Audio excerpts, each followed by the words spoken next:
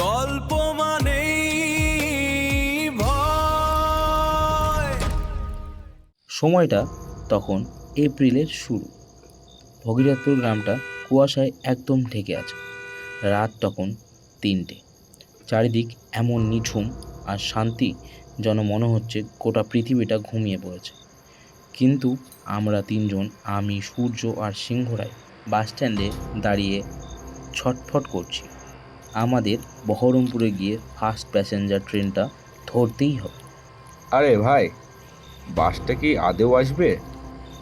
এই শ্মশানের মতো নিস্তব্ধতায় দাঁড়িয়ে থাকতে আমার গা ছমছম করছে। আর দেখ, কুয়াশাটা কেমন অস্বাভাবিকভাবে বাড়ছে। হাত বাড়ালে নিজের হাতই দেখা যাচ্ছে না। সিংহরাই নিচু কণ্ঠে বলল, আসবে রে সূর্য, আসবে। ওই দেখ, দূরে দুটো টিম টিম আলো দেখা যাচ্ছে। ওই মৌসুমি বাস। কিন্তু একটা ব্যাপার খেয়াল করেছিস? বাসটা ইঞ্জিনের আওয়াজ কেমন যেন চাপা, অনেক দূর থেকে ভেসে আসছে।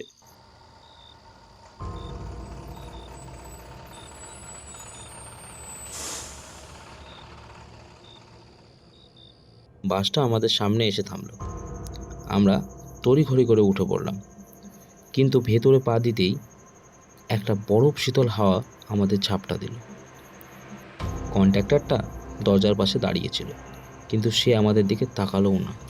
তার মুখটা কুয়াশার মতো ফ্যাকাশে। অর্ণব, বাসটা একদম ফাঁকা কেন রে? আর ড্রাইভারের সিটের দিকে তাকা, লোকটা ওইভাবে রোবটের মতো স্টিয়ারিং ধরে বসে আছে কেন? কোনো নড়াচড়া নেই? চুপ কর সূর্য, দেখ মোড়ের মাথায় ওটা কে দাঁড়িয়ে? এইটুকু একটা বাচ্চা মেয়ে না? এই ভোর রাতে একা? ড্রাইভার হঠাৎ ব্রেক কষল।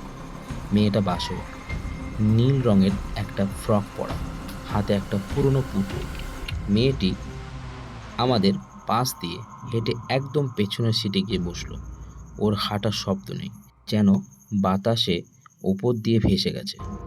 ভাই, আমি আর সহ্য করতে পারছি না। আমি যখন ওর দিকে তাকালাম, দেখলাম মেয়েটার পায়ের পাতা দুটো উল্টো দিকে ঘোরানো। সিংহরাই, তুই কি ওইটাই দেখলি?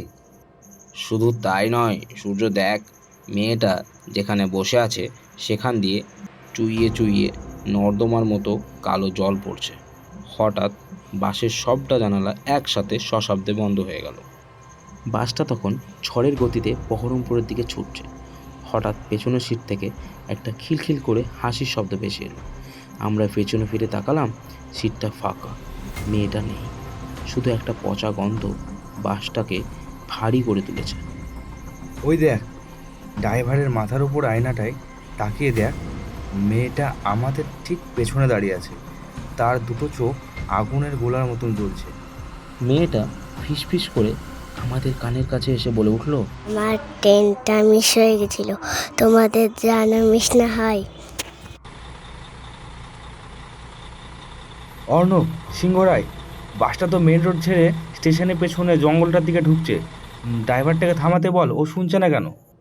আরে ড্রাইভার কোথায়? সিটটা দেখ, সিটে তো কেউ নেই। আরে স্টিয়ারিংটা কেউ অদৃশ্য হাতে ঘোরাচ্ছে। আর ওই ওই বাচ্চা মেয়েটা আমাদের দিকে এগিয়ে আসছে কেন? সবাই একসাথে থাক, একে অপরের হাত ছাড়িস না। এই কুয়াশা আর অন্ধকারের মধ্যে আমরা একা নয়। এই বাসটা বহরমপুর যাচ্ছে না, অন্য কোথাও যাচ্ছে।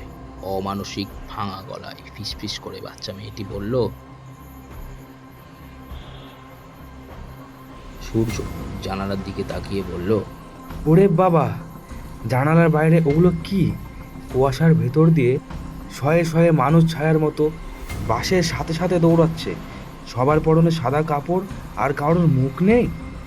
আমি আমি বুঝতে পারছি, গত বছর ঠিক এই সময় ভগীরথপুর মোড়ে এক ভয়ঙ্কর দুর্ঘটনা ঘটেছিল। মনে আছে? একটা বাস স্টেশনে যাওয়ার সময় নয়নজলিতে উল্টে গেছিল। ওই মেয়েটা সেই বাসেরই যাত্রী ছিল। ঠিক বলেছিস সিংহরায়, আজও একা নয়, ও সবাইকে একসাথে নিয়ে যেতে চায়।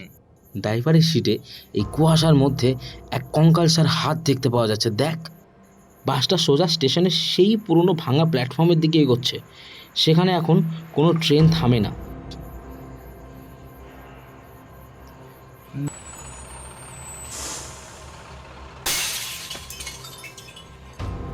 অর্ণব, অর্ণব লাফ দে, লাফ দে অর্ণব, জানালা দিয়ে লাফ দে, এই বাস থামবে না।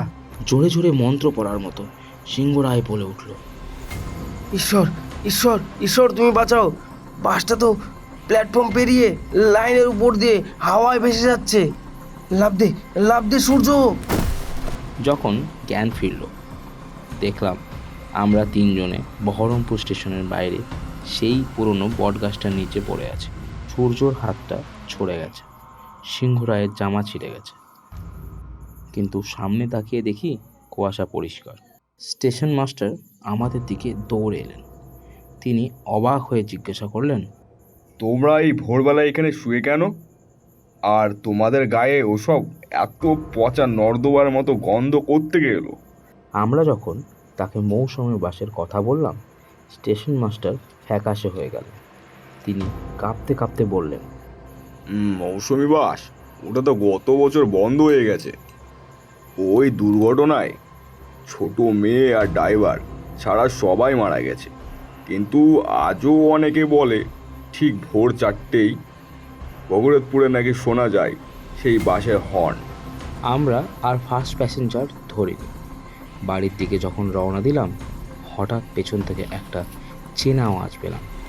একটা ছোট্ট বাচ্চা খিলখিল করে হাসি আর বাতাসের ফিসফিসানি।